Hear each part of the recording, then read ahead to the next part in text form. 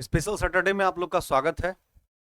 जैसा कि आप लोग को पता है कि मंडे टू फ्राइडे हम लोग का लाइव सेशन रहता है और सैटरडे को हम कुछ स्पेशल चैप्टर लेकर के आपके सामने आएंगे। और अगर संडे को फ्री रहे तो संडे को भी एक स्पेशल चैप्टर लाएंगे। तमाम कोशिशें रहेगी कि बीपीएससी टीचर तक का अप टू द 9-10, चूंकि ज़्यादा लोग 1 to 5 को तवज्जो दे रहे हैं, अप टू द 9-10 तक का जो सिलेबस है उसको बहुत अच्छे तरीके से किया जाए। आपकी जो ये प्रक्रिया चल रही है, इस प्रक्रिया में बीपीएससी टीचर, दरोगा, बीपीएससी प्रीलिम्स और अन्य कॉम्पिटिटिव एग्जाम में जिसमें सामान्य विज्ञान के सवाल पूछे जाते हैं। स्पेशल सैटरडे में आप लोग का स्वागत है। चलिए काम शुरू करते हैं। यहाँ हमने लिखा है कि स्पेशल सैटरडे का जो पोजीशन है उस पर हम लोग काम करना शुरू कर दिए हैं। तो बेसिकली हम लोग का जो अप्रोच चल रहा है उस पर थोड़ा ध्यान दीजिएगा कि हम लोग काम कर क्या रहे हैं। तो स्पेशल सैटरडे में हम लोग अप्रोच करना शुरू कर दिए हैं और ये अप्रोच हम लोग का एकदम मोमेंट तक चलेगा। तो चलिए हम लोग इस पर बात करते हैं। स्पेशल सैटरडे पर हम लोग एक अप्रोच करते हैं। आज का चैप्टर जो टॉपिक हम लोग तय किए हैं वो एसिड, बेस और साल्ट। एकदम आराम से समझिएगा, जीरो टू हीरो का कंसेप्ट होगा। एकदम हम शुरू से बात करेंगे और टॉप लेवल तक बात करेंगे, लेकिन पहले आपको पेशेंसली चीजों को सुनना पड़ेगा। और ये नहीं कि बस 10 मिनट में कुछ 4-5 क्वेश्चन पूछ करके हम चले जाएंगे। आपका कंसेप्ट जो है वो एकदम सबसे एकदम तगड़ा कर देंगे ताकि आप चीजों को बहुत अच्छे से समझ पाइए। अब देखिए क्या है कि आज का जो हमने टॉपिक किया है वो क्या है, एसिड, बेस और साल्ट। देखिए एसिड मतलब खट्टा चीज, और अगर हम लोग इसको बायोलॉजी से थोड़ा जोड़ते हैं तो जरा सा आप समझिएगा कि हमारे जीभ में 3 टेस्ट वर्ड है। आगे वाला मीठा का एहसास करता है, बीच वाला खट्टे का करता है और अंदर वाला बिटरनेस का करता है। तो जब आप किसी खट्टे चीज को खाते हैं तो एक चटकारा आता है। चटकारा समझ ही रहे होंगे ऐसे करके। इसका मतलब है कि इस चटकारे से आप समझ पा रहे होंगे कि जैसे इमली खा लिए, नींबू खाए, तो ये सब क्या है, एसिड टाइप का, जिसमें एसिडिक मैटर है। तो जिसमें चटकारा खट्टेपन का एहसास हो और जो आपकी जीभ के बिचले हिस्से उसको मेंटेन करने के लिए काफी मशक्कत करता हो, वो आपका क्या है, उसको हम लोग बोलते हैं खट्टापन और एसिडिक सेक्शन। इसके बारे में कभी कभी बचपन में आप लोग का जो है ना, कभी कभी हाथ कट जाता होगा तो लोगों ने आपको भ्रांतियां सुना दिया होगा, कि कंफ्यूजन कर दिया होगा कि अगर भाई हाथ कट जाए तो सीधा मुंह उंगली को जो है ना मुंह में डाल देना है। तो ब्लड का तो टेस्ट आपको पता होगा, हल्का सा जो नमकीन टाइप का आपको लगा होगा। हमें पता है कि सब लोग ये काम किए होंगे बचपन में। तो दैट इज द, ये क्या है, बेसिक है। बेसिक मतलब क्षारीय हल्का सा, नमकीन सेक्शन का मतलब हल्का सा एक अलग उसका टेस्ट वर्ड आता है।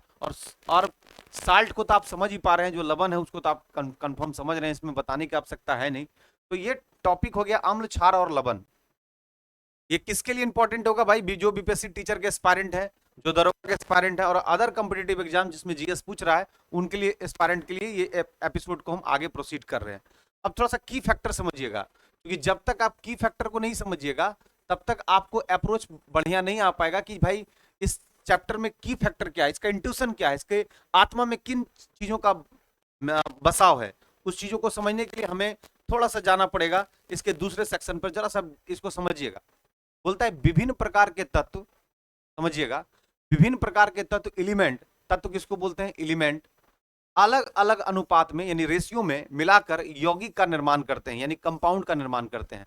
यानी विभिन्न प्रकार का जो तत्व है, इस दोनों के बीच में एक रेशियो होगा और रेशियो के थ्रू जो बनेगा उस किसका निर्माण करता है, यौगिक का। सिंपल बात है, ये डिफरेंट डिफरेंट टाइप का एलिमेंट मिलाइएगा, उसको एक रेशियो के साथ मिलाइएगा, तो आपके पास एक अप्रोच आ जाएगा किसका, आपके पास एक अप्रोच आ जाएगा, दैट इज द कंपाउंड को हम यौगिक बोलते हैं। एकदम सिंपल समझना है, भागना नहीं है। यानी अगर आपसे सवाल पूछा जाए कि तत्व, तत्व का कंसेप्ट, तो तत्व के कंसेप्ट में समझिएगा जो एलिमेंट है, और एलिमेंट को हम क्या करते हैं, अलग अलग रेशियो में मिलाते हैं, तो किसका निर्माण हो जाता है, कंपाउंड का, एक यौगिक बनाते हैं। बात यहां खत्म नहीं, हम लोग थोड़ा काम करेंगे तो अप्रोच हो जाएगा। अब बोलता है कि यौगिकों यानी जो कंपाउंड बनाए हैं उसकी विशेषता यानी पिक्युलिटीज को के आधार पर क्लासिफाइड किया जाता है। बोलता है जो यौगिक आप बनाए हैं ना, उसका जो पिक्युलिटीज होगा, जो विशेषता होगा, उसके आधार पर हम इसको क्लासिफाइड करते हैं। क्लासिफाइड मतलब इसको बांटते हैं, विभिन्न वर्गों में बांटते हैं।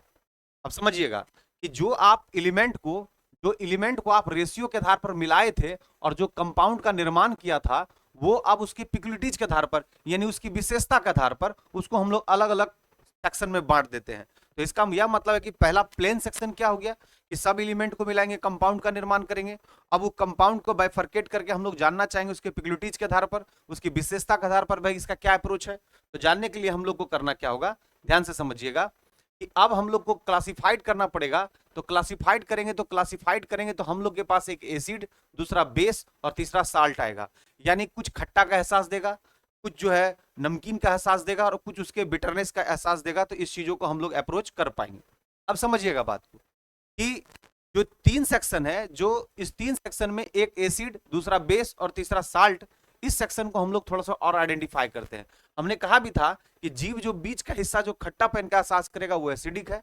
बेस मतलब यह समझिएगा कि बेस का मतलब कि जो जैसे ब्लड, जैसे समझिएगा, इसको थोड़ा और समझाते हैं तो आप समझ जाइएगा। पीएच मान आप समझते होंगे, इसको बोलते हैं पावर ऑफ हाइड्रोजन,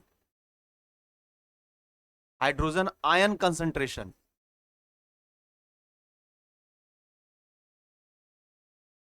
ध्यान समझिएगा, पीएच को हम लोग बोलते हैं power of hydrogen ion concentration, pH value होता है। तो आपको पता होगा कि अगर ये बीच वाला 7 है तो इसको हम लोग न्यूट्रल मानते हैं, और 7 से इधर जाएगा तो ये सब एसिडिक है, और 7 से इधर जाएगा तो सब बेसिक है। जैसे एक एग्जांपल के तौर पर आपको बता दें कि ब्लड का होता है 7.4, इसका मतलब है कि न्यूट्रल से यानी किधर जा रहा है, बेसिक की तरफ जा रहा है। तो इधर जब बेसिक की तरफ जाएगा तो हल्का क्षारीय है, तो ब्लड जो इसको क्षारीय मान सकते हैं। और एसिडिक में आप अगर एसिडिक पोजीशन को समझना चाहते हैं तो 7 से नीचे आइए, तो करीब करीब जैसे citric acid, acetic acid, oxalic acid, ये सब एसिड को देखिएगा तो 7 से नीचे इसका पॉइंट आएगा। और अगर प्योर हम 7 पर बात करते हैं तो बारिश का जो बूंद है, वर्षा का जो पानी है वो कंप्लीट 7 होता है, इसलिए इसको न्यूट्रल बोलते हैं। ये एकदम ना तो एसिडिक है ना तो बेसिक है, न्यूट्रल पॉइंट पर होगा। इस बात को लोग कंफर्म कर लिए। अब क्लासिफिकेशन में 3 भाग में बांटे, एसिड, बेस और साल्ट। अब थोड़ा इसको हम लोग आगे करते हैं कि इसका अप्रोच क्या होता है, ध्यान से समझिएगा। बोलता है कि इसको जब बांटते हैं, ध्यान दीजिएगा, तो बोलता है कि वाटर हाइड्रोजन का एक ऑक्साइड है। एग्जांपल के तौर पर ले रहे हैं, वाटर जो है जैसे H2O जो लिखते हैं वो हाइड्रोजन का एक ऑक्साइड है, क्योंकि एक रेशियो में मिला रहे हैं। ऑक्साइड मतलब हाइड्रोजन और ऑक्सीजन का दोनों का कंजुगेशन बन रहा है, एक रेशियो में मिल रहा है। तो बोलता है कि अगर हम लोग किसी तत्व का ऑक्सीजन, किसी तत्व का यानी एलिमेंट का ऑक्सीजन के साथ संयोग से बनने वाला जो कंपाउंड होगा उसको हम लोग ऑक्साइड बोलते हैं। यानी किसी तत्व का जो ऑक्सीजन है अगर उसके साथ हम लोग संयोग से बनाते हैं तो उसको कंपाउंड को हम लोग ऑक्साइड बोलते हैं।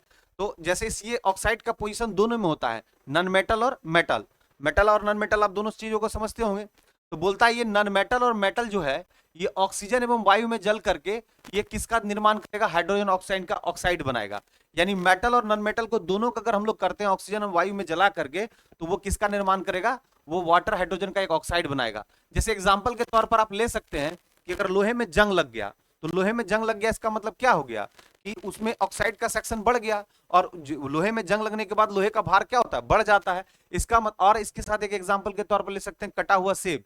देखते होंगे कि सेब को बहुत समय तक काट के छोड़ दीजिएगा तो भूरे कलर का हो जाएगा। इसका यह मतलब है कि वायु के साथ वो रिएक्ट कर चुका है। तो यहां पर यह ध्यान देना है कि ऑक्साइड का जो कंसेप्ट है, किसी तत्व का ऑक्सीजन के साथ संयोग से बनने वाला जो कंपाउंड है वो ऑक्साइड है, और ये ऑक्साइड मेटल और नॉन मेटल दोनों पे काम करेगा। ऑक्सीजन वायु में जलकर, एग्जांपल के तौर पर वाटर हाइड्रोजन का एक ऑक्साइड है, और साथ ही साथ 2 एग्जांपल हम लोग लोहे में जंग लगने के बात करें। तो ये कंपाउंड को समझाना इसलिए जरूरी था कि आप समझ पाइएगा कि नॉन मेटेलिक और मेटेलिक में, इन दोनों में हम लोग इसको डिफाइन कैसे करते हैं।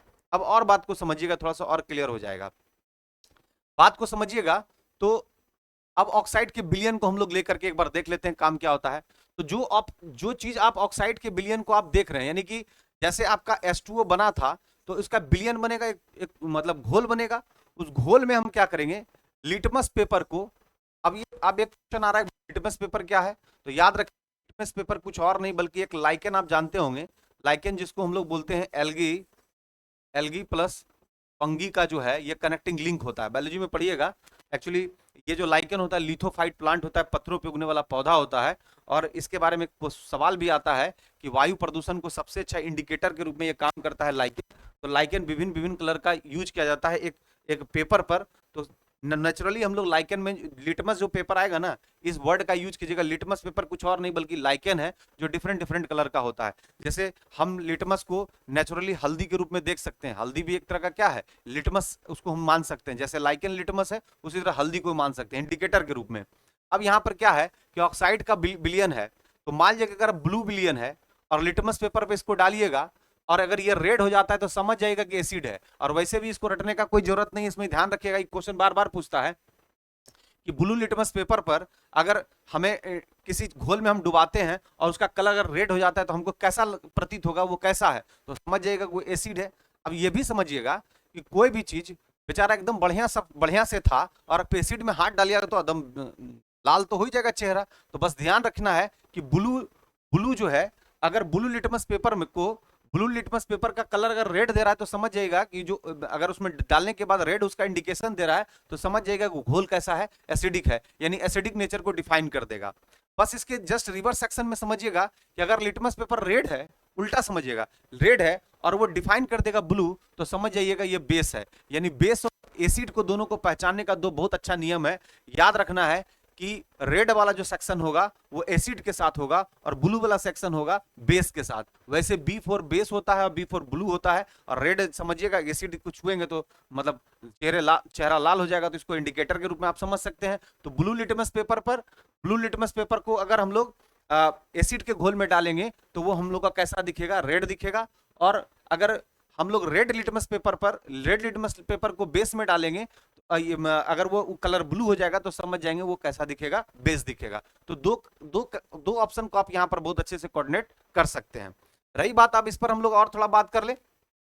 इस पर अगर हम लोग बात करते हैं, ध्यान दीजिएगा, तो अब हम लोग इसको क्या करना पड़ेगा कि एसिडिक ऑक्साइड को अधातुओं के ऑक्साइड के रूप में हम लोग को डिफाइन करना पड़ेगा। इसको जरा नोट कर लीजिएगा, ये बहुत इंपॉर्टेंट चीज है। Carbon dioxide, sulphur dioxide, P2O5, SO3, NO2, ये सब अधातुओं के ऑक्साइड है और इसका सीधा सीधा कि जो जल के साथ अभिक्रिया करके एसिड बनाता है। ये ध्यान रखिएगा, एसिडिक ऑक्साइड का मतलब है कि ये सारे अधातुओं के साथ, जल के साथ, वाटर के साथ रिएक्ट करेगा और किसका निर्माण करेगा, एसिड करेगा। ये क्वेश्चन आप लोग से पूछा जा सकता है। याद रखना है अधातुओं के ऑक्साइड, यानी एसिड में अधातुओं ऑक्साइड किसके साथ, वाटर के साथ अभिक्रिया करके एसिड बनाएगा, जिसमें से एग्जांपल के तौर पर CO2, SO2, P2O5, SO3 और NO2। याद रखना इस मैटर को। अब चलिए हम लोग इस पर बात करते हैं आगे इसके प्रोसेस पर क्या होता है। तो देखिए, बोलता है, ध्यान दीजिएगा, कि मेटालिक ऑक्साइड जो जल के साथ रिएक्ट करके क्षारक बनाता है। यहां पर याद ध्यान रखिएगा, वो नॉन मेटालिक था, यहां पर क्या है बाबू, मेटालिक ऑक्साइड जो जल के साथ रिएक्ट करके क्या बनाएगा, क्षारक।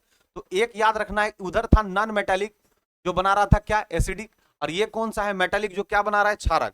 जैसे एग्जांपल के तौर पर सोडियम और ऑक्सीजन के साथ आप कीजिएगा तो सोडियम ऑक्साइड हो जाएगा, और वहीं वाटर के साथ कीजिएगा तो सोडियम हाइड्रोक्साइड हो जाएगा। ये ध्यान रखिएगा, दोनों का मिक्सअप है। तो इसको बेसिक ऑक्साइड बोलते हैं। और बेसिक ऑक्साइड को अगर हम लोग अगर मान लीजिए कि लिखते हैं Na+O2, तो निश्चित तौर पर आपको क्या करना है, इसको बैलेंस करने के लिए, क्योंकि अगर रिजल्टेंट के तौर पर Na2O आता है तो Na2 आता है, तो इसको करने के लिए आपको करना क्या पड़ेगा, यहाँ पर 4 देना पड़ेगा, 4Na, और प्लस यहाँ पर O2 रहेगा, तो यहाँ बैलेंस हो जाएगा। तो केमिकल इक्विलिब्रियम मतलब जो रिएक्शन उसको बैलेंस करने का ये प्रोसेस को जानना जरूरी है। तो हम लोग यहाँ पर कुछ ऐसे न्यूट्रल ऑक्साइड भी होते हैं, जैसे H2O, CO, NO, ये सब न्यूट्रल ऑक्साइड होते हैं। ये सबको ध्यान में रखिएगा कि एक मेटालिक हो गया, एक नॉन मेटालिक हो गया, और एक कौन सा हो गया, न्यूट्रल ऑक्साइड हो गया। न्यूट्रल ऑक्साइड को जरूर याद रखिएगा, जल, कार्बन मोनोऑक्साइड और NO, ये सब कैसा है, न्यूट्रल ऑक्साइड है।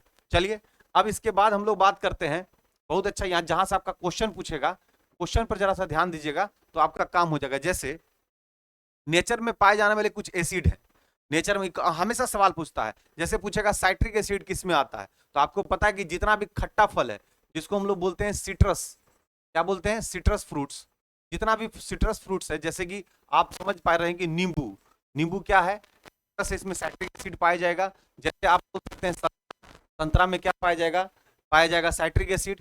जितना भी सिट्रस फ्रूट है, सिट्रस फ्रूट्स का मतलब जिसका जूसी प्लेसेंटर हेयर हम लोग एडिबल पाते हैं, मतलब फलों में जूसी प्लेसेंटर हेयर जिसका खाते हैं, वो सब सिट्रस फ्रूट्स है। और सिट्रस फ्रूट्स का एक खासियत क्या है कि सब एकदम शेप में आकर के लगा होगा। नींबू को भी छिलिएगा तो सब एकदम छोटा शेप, और बड़ा संतरा वाला भी आप देख सकते हैं। तो कह सकते हैं कि साइट्रिक एसिड का सबसे अच्छा नेचुरल तरीके से जो एसिड पाया जाता है वो नींबू है, जो साइट्रिक एसिड है। अब आता है एसिटिक एसिड। एसिटिक एसिड जैसे आप लोग विनेगर का यूज करते हैं, जिसको हम लोग बोलते हैं सिरका, सिरका का यूज किया जाता है। देखते हैं किसी चीज को बनाने में विनेगर का यूज किया जाता है, वो कैसा एसिड है, एसिटिक। उसी तरह आप सुने होंगे ऑक्जेलिक एसिड। ऑक्जेलिक एसिड जैसे सबसे अच्छा इसका उदाहरण है टमाटर। और टमाटर से क्वेश्चन यह भी पूछा जाता है कि टमाटर का लाल रंग दिखना किसके कारण होता है, एक इसमें वर्णक पाया जाता है, पिगमेंट पाया जाता है, लाइकोपीन बोलते हैं। यह भी काफी इंपॉर्टेंट क्वेश्चन है। तो ये ऑक्जेलिक एसिड किसमें पाया जाएगा, टमाटर में। इसके बाद है टार्टरिक, नाम सुना होगा इमली, इमली में कैसा एसिड होगा, टार्टरिक। और एक है टेनिक, बहुत फेमस क्वेश्चन है जिसमें चाय में भी पाया जाता है एसिड। देखते होंगे कि चाय पीने के बाद एसिड फॉर्म हो जाता है, इसका मतलब है कि चाय में पाया जाता है एसिड जिसका नाम है टेनिक। तो याद रखिएगा, साइट्रिक एसिड नींबू में, एसिटिक एसिड सिरका में, ऑक्जेलिक टमाटर में, टार्टरिक इमली में और टेनिक किसमें, चाय में। बात यहीं पर खत्म नहीं होती और हम लोग के पास अप्रोच आता है। अप्रोच में हम लोग को थोड़ा सा और भी हम लोग को अप्रोच करना है, इसके अलावे भी है। जैसे मेलिक है, किसमें है, मेलिक है आपका सेब में, इंपॉर्टेंट है। फॉर्मिक चींटी काट लेगा तो आपके अंदर फॉर्मिक एसिड का फॉर्मेशन एंट्री करा देगा। एस्कॉर्बिक, विटामिन सी का नाम आप जरूर सुने होंगे, ये एस्कॉर्बिक इसका नाम ही है। लैक्टिक जो दही में पाया जाता है, और HCl जो आपके ऑक्जेंटिक सेल से निकलता है, यानी कि आपके पाचन क्रिया में जो ऑक्जेंटिक सेल है जिस HCl को फॉर्म करता है ताकि बड़े बड़े टुकड़े छोटे छोटे टुकड़ों में बढ़ जाए। तो याद रखिएगा, सेब में, चींटी फॉर्मिक एसिड चींटी में, विटामिन में, और लैक्टिक दही में, और HCl ये आपके पित्त ग्रंथि में जो पाया जाता है, यानी कि डाइजेशन के प्रोसेस में जो ऑक्जेंटिक सेल हाइड्रोक्लोरिक एसिड को निकालता है वहां पाया जाता है। तो हम कह सकते हैं कि इस तरह से एसिड का भी अप्रोच हम लोग कर रहे हैं। इसके अलावा हम लोग के पास अप्रोच जो आया, ये समझिएगा कि सूचक को करेंगे, यहां से क्वेश्चन हमेशा पूछता है। ये इसमें सिर्फ याद रखना है कि ये इंडिकेटर है और ये कलर ऑफ इंडिकेटर्स है, और इसको दो भाग में हम बांटे, एसिड और बेस। बस इतना ध्यान रखिएगा, लिटमस पेपर अभी तुरंत बताए थे लिटमस पेपर में कि लिटमस पेपर कुछ और नहीं, नेचुरली एक लाइकेन है जिसमें हम लोग डिसाइड कर पाते हैं उस लिटमस पेपर के आधार पर कि कोई एसिडिक नेचर का है या कोई बेसिक नेचर है। तो हमने यह भी कहा था कि एसिडिक और बेसिक नेचर का पता करने के लिए हम लोग को क्या करना पड़ता है, कलर का यूज करना पड़ता है। जैसे लिटमस पेपर में इंडिकेटर्स, कलर्स का इंडिकेटर्स यूज किया है, तो पहला किया किसका, नीला का। याद रखिएगा कि अगर एसिड होगा तो एसिड में सिर्फ चेंज होगा, एसिड लाल हो जाएगा और बेस में नीला का नीला रह जाएगा। हल्दी का यूज करते तो आपको पता होगा हल्दी का कलर कैसा होता है, पीला। तो निश्चित तौर पर इंडिकेटर्स ऑफ द कलर में कौन है, पीला। तो याद रखना है कि एसिड में भी वो पीला ही दिखेगा, इसमें कोई दिक्कत नहीं है। लेकिन लाल और भूरा आप देख पाएंगे किसमें, बेस में। अगर ऐसे भी याद नहीं रहे तो लोग भोज में खाना उना खाते हैं तो क्या होता है कि हमारे शर्ट पर हल्दी गिर जाता है, उसके बाद हम घर पे लाके उस शर्ट को डाल देते हैं। तो शर्ट डालने के बाद क्या होता है, उसको जैसे आप सर्फ में डालते हैं तो सर्फ में डालने के बाद उसका हल्का सा रेडिश कलर हो जाता है। बस इसी बात को ध्यान में रखिएगा कि अगर हल्दी है तो कलर ऑफ इंडिकेटर्स में वो पीला रहेगा, एसिड में तो पीला दिखेगा ही, लेकिन जैसे उसको बेसिक सेक्शन में डालेंगे तो कैसा दिख जाएगा, लाल भूरा। मेथिल ऑरेंज है, यह भी लाल दिखता है, एसिड में लाल दिखेगा और बेस में नीला दिखेगा। तो याद रखना है कि मेथिल ऑरेंज और लिटमस पेपर दोनों सेम सिचुएशन में रहता है, कहीं कोई कंफ्यूजन वाली बात नहीं है। अगर मेथिल ऑरेंज का क्वेश्चन पूछ दे और अगर लिटमस पेपर का पूछ दे तो दोनों का सिचुएशन सेम होगा। और एक आपके पास फिनोल्फथैलीन है जो दोनों में रंगहीन होगा, यानी इसको हम लोग कलरलेस यूज भी करेंगे, एसिड में कलरलेस होगा, लेकिन बस खाली ध्यान रखना है कि बेस में ये गुलाबी होगा। और यही क्वेश्चन सबसे ज्यादा पूछा जाता है कि फिनोल्फथैलीन को अगर इंडिकेटर्स के कलरलेस के रूप में अगर यूज करते हैं तो उसको हम बेस में ले जाते हैं तो कौन सा कलर होता है, गुलाबी। तो चार बात को याद रखिएगा इंडिकेटर सेक्शन में। ये सबसे पहला याद रखिएगा कि अगर लिटमस पेपर नीला है तो बेस में दिखेगा नीला। याद रखिएगा, नीला है तो बेस में कैसा दिखेगा, नीला, लेकिन एसिड में दिखेगा लाल। इस सेम सिचुएशन मेथिल ऑरेंज के साथ भी होता है। अगर वो नीला है, अगर मेथिल ऑरेंज अगर कलर में लाल है तो एसिड में दिखेगा लाल और यहां पर बेस में दिखेगा नीला। यानी मेथिल ऑरेंज और लिटमस पेपर दोनों का कंसेप्ट सेम है। वहीं पर अगर हल्दी की बात करें तो आपको पता है कि इंडिकेटर पीला है, तो हम जानते हैं कि अगर एसिड में रखेंगे तो सिर्फ लाल दिखेगा, लेकिन जैसे उसके कपड़े पर दाग लगती है और बेसिक सेक्शन में जाता है तो लाल भूरा वो दिखना शुरू हो जाएगा। और लास्ट बचा फिनोल्फथैलीन, है कलरलेस, एसिड में भी कलरलेस हो जाएगा, यानी और लेकिन बेसिक सेक्शन को दिखा देगा वो गुलाबी। और इस तरह से इस क्वेश्चन से एक क्वेश्चन का तो फायदा आपको होने जा रहा है। तो चलिए स्पेशल सैटरडे में यहां तक की व्यवस्था आप लोग के लिए किए हैं। आशा करते हैं कि अगर आपको अच्छा लगेगा तो निश्चित रूप से इसको आगे आप शेयर जरूर कीजिएगा। और अगर हम मेहनत कर रहे हैं, क्योंकि आपको पता है कि इसके पीछे मेहनत ज्यादा से ज्यादा किया जा रहा है, तो हम आपसे उम्मीद करेंगे कि इस चीज को ज्यादा से ज्यादा शेयर कीजिए, ज्यादा से ज्यादा इसको प्रोसीड कीजिए। और कम से कम लाइक का बटन अगर देख रहे हैं तो एक बार लाइक का बटन जरूर दबा दें, ताकि जिससे क्या होगा कि अप्रिसिएशन हम लोग को मिल जाता है। और लगातार हम इस तरह से विज्ञान पर अलग अलग वीडियो को आप जारी करेंगे। अभी ये बात खत्म नहीं हुई है, एसिड बेस में अभी और कुछ बचा हुआ है, तो सेकंड एपिसोड में फिर आप लोग के लिए लेकर आएंगे। जय हिंद, जय भारत।